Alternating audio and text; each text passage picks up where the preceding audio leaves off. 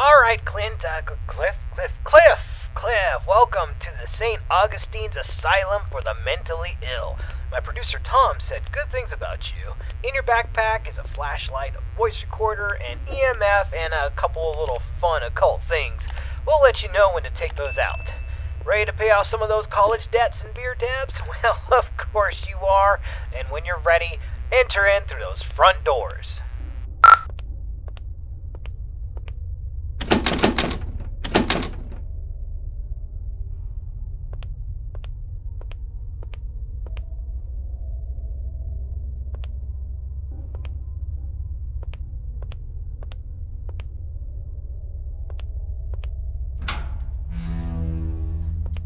Nice, the door was unlocked. It can get a little sticky sometimes. So here's the story behind the St. Augustine's Asylum for the Mentally Ill. It was founded in the 1880s, closed in the 1960s, and a lot of nasty stuff happened here. I mean, this place is only supposed to house around 500 patients, but at its peak, it was around 3,300 patients in here. I mean, the place was, less of a hospital and more of a place where you dropped your problems off and hoped they disappeared.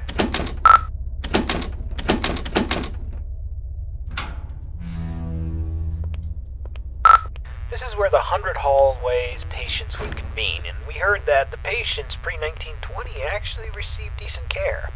Then the war hit, the depression hit, and then the budgets all fell apart. The room you stand in once healed 20 patients in need of attention, and by the end, 150 patients would pass through this room, naked, starving, attacking each other at random, flaying themselves with metal wires from their beds. Be careful where you step.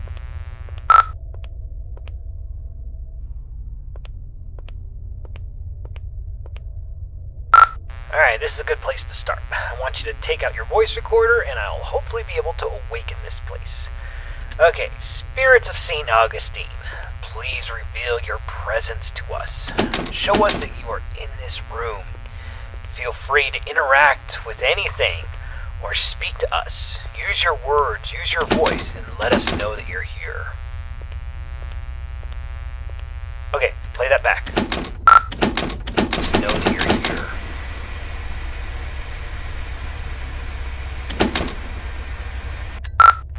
Nothing. Alright, let's try that again.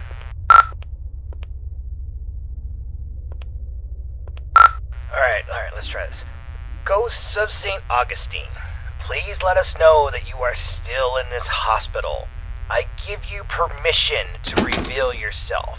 I give you permission to come to life. Just give us a sign that you're here. Tell us where you are. Speak to us now into this microphone. Alright, check that. Now into this microphone. Alright, let's try one more spot.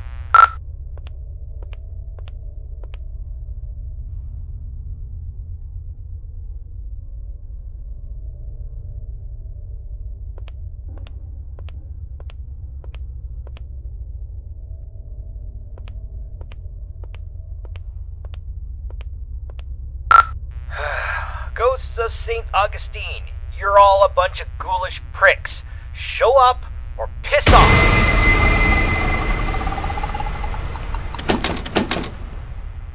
Whoa, did you hear that? Play that back. Pricks, show up or piss off!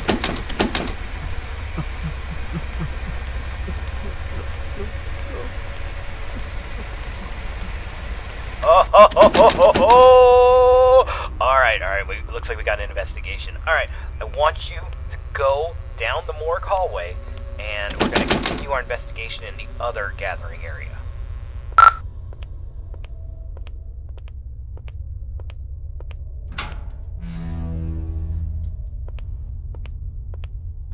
Okay, of the 4 areas you need to visit to fulfill your contract, the East Social area is the first on the list. This is the area where the inmates who are deemed a danger to society would convene. You'll go to this room and perform a summoning ceremony. So walk into the center and we will begin. This is the entrance to patient cells 200 through 219. We're talking extreme bipolarism, schizophrenia, dementia. Not necessarily dangerous, but it could be a challenge for society. Dang, the door's locked. This sucks.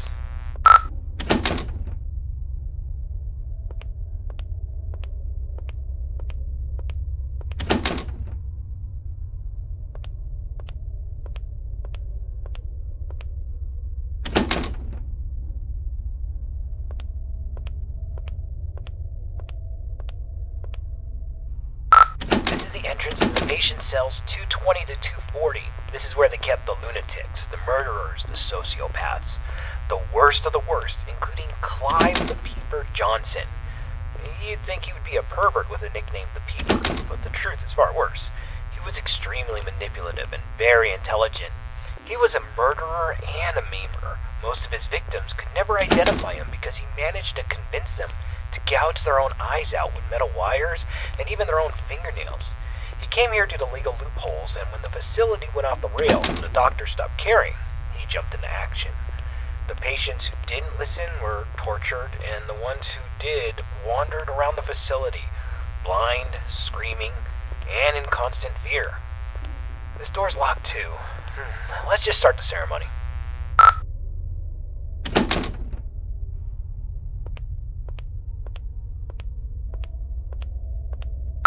Spirits inside this asylum, we know that you're here. We release you from your restraints. Come forward and live again. This person is no longer shielded from the realm of the dead. You may be seen, interact, and manipulate him in any way as you see fit.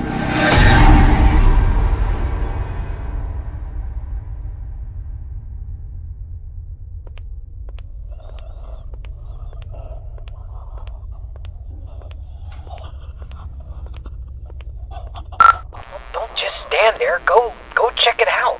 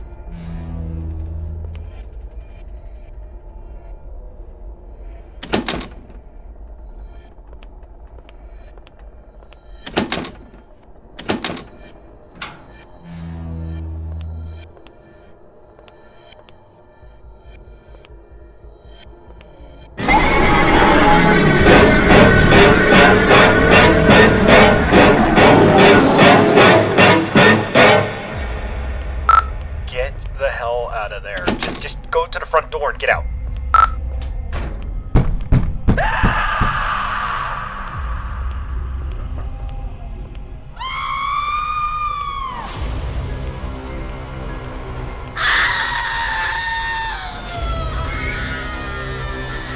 Alright, get out of this hallway and then take your second right.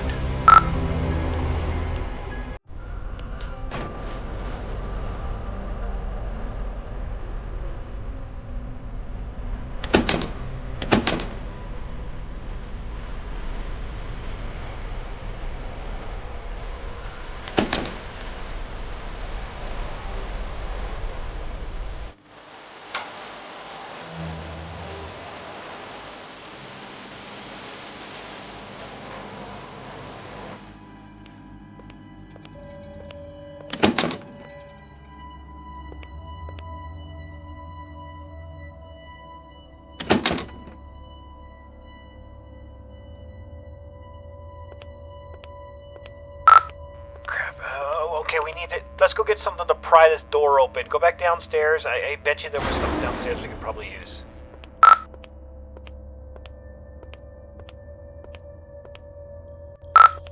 Hold on. That staircase wasn't there before. This place doesn't even have a basement. What is going on? Alright, just... I don't think you got any other choice. I think you gotta make your way downstairs.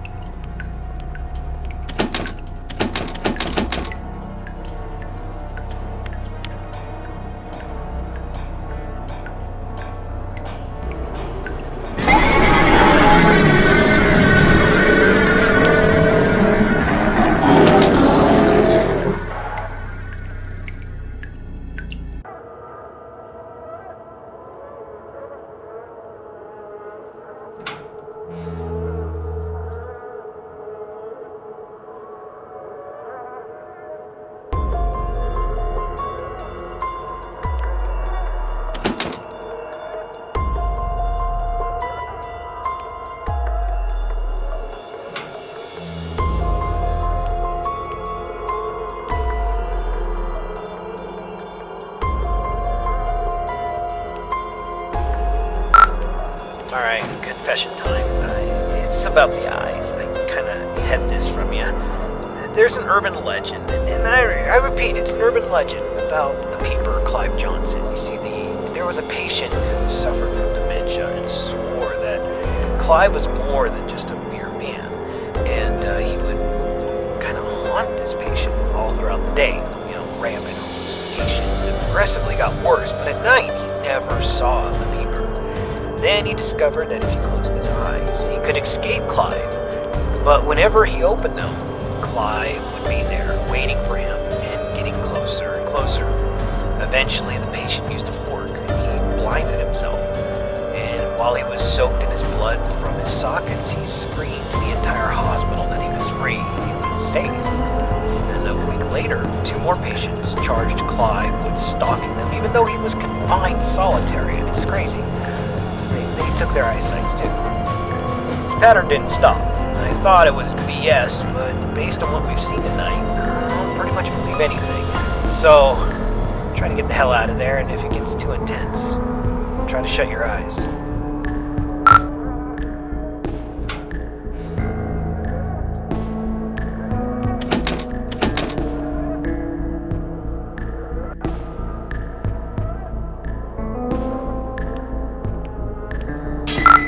Damn flashlight broke. I can't use that anymore.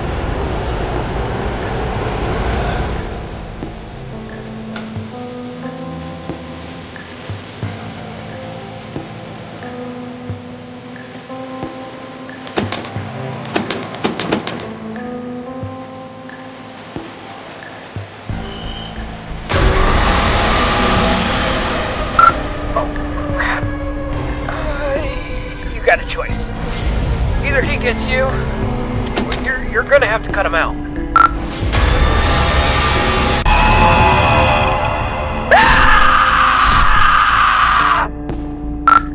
Holy crap, man. I can't believe you just did that. You freaking gouged your eyes out with a scalpel. Are you alright? I know you're not, huh? Holy crap. Alright, we're getting a picture from your camera. Bad news is it's pitch black. There's no light. Your room, there's nothing I can see. The flashlight went out, and we don't even know where you are.